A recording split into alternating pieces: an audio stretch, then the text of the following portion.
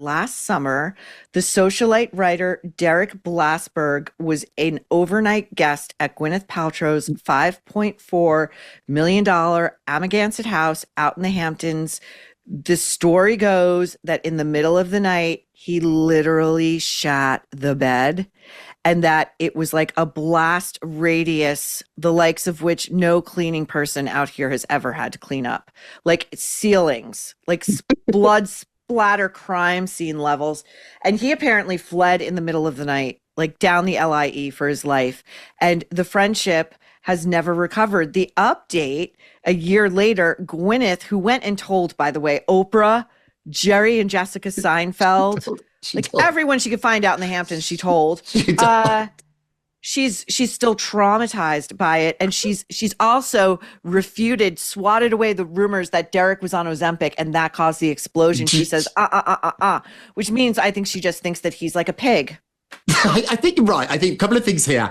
One, I think the crime that Derek committed in a spare bedroom is far worse than any friendship crime that Blake Lively might have done against Taylor Swift. Interesting. Like, having somebody do that in my spare bedroom, which I don't have at the Hamptons, I would be so furious. And then to flee the scene of the crime, to not get up in the morning and beg for a bowl of water so you can get on your hands and knees and clean the room, to actually leave the scene of the crime, I find shocking.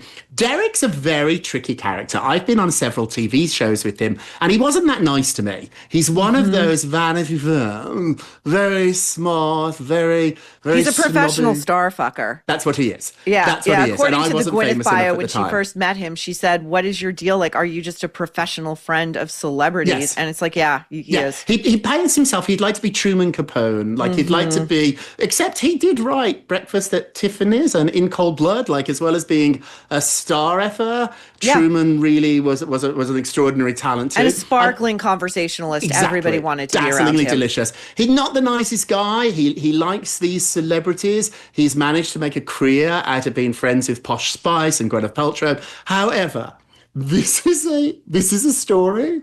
This is an incident that is very smelly, shall I say, and very difficult to get away from. I can think of so many different puns I want to use right now.